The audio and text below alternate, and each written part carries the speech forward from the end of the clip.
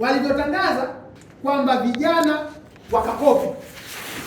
Sisi tunataka tu experience vijana wanapitia changamoto gani, lakini pia sisi pia ni vijana ambao pia hizo fedha ambazo ni fedha za walipa kodi sisi tunazihitaji sana kama mikopo. Tuliomba kwanza kujua changamoto gani ambazo vijana wanazipata. Na tukazipata changamoto kadhaa ambazo nimeainisha hapa. Sasa kuna hiyo idadi ambayo wametaja, umesema mimi ni umo. Sasa sijui kama ukaandika hii idadi 30,384 kama nimo ama sipo. Sababu wao ndio wanaona. Uende walizokuwa walikuona watu wakasema tuko akaita kwa misi. Na umeuliza swali kwamba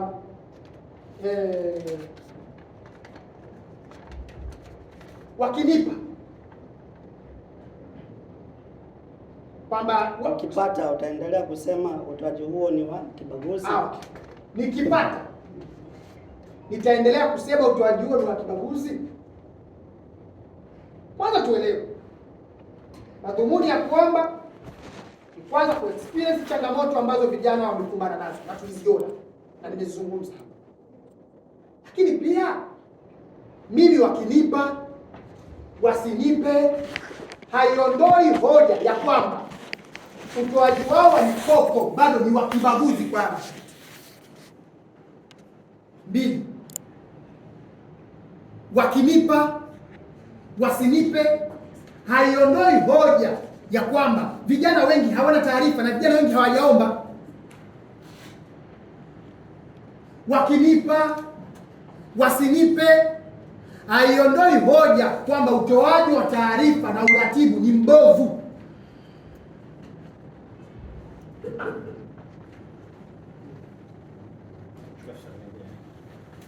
Wakinipa wasinipe haiondoi hoja kwamba fedha zilizopelekwa wizara za kisekta walifanya makosa zirudi wizara ya maendeleo ya vijana.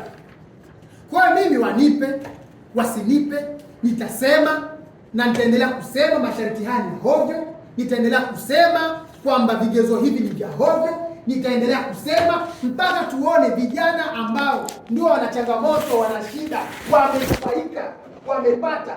Mpaka sasa mimi na wasiwasi hii orodha ya 30 na ngapi, hii 30,300. Mimi nina mashaka sana kwamba vijana wengi hawajaomba, na ndio maana tunataka wizara ifungue dirisha la pili haraka ili vijana waombe. Kwa hiyo kaka yangu, mimi wakinipa hawasiponipa haiondoi hoja kwamba wana vigezo vya kibaguzi, vigezo vya leseni, sijui vigezo sijui vya kuwa sijui na ofisi, sijui vigezo vya kibaguzi. Vijana ambao hawajaanza biashara hawawezi kuingia kwenye vigezo, wanabaguliwa. Kwa hiyo itabaki hivyo na utabaki msimamo, wanipe wasinipe. Kwa hiyo unathibitisha kwamba umeomba lakini hujui? Sijui, so ndio wanaamua. Mimi nimeomba, wao ndio wanaamua. Na hata kama wakinipa haitoishia, nitaangalia wamepata vijana wangapi. Kama ni vijana wachache nitawahoji. Kama sio vijana wetu nitawahoji kuhakikisha kwamba vijana wanapata uwezeshwaji wa hizi fedha. Haijalishi kama nimepata ama sijapata. Swali la mwisho.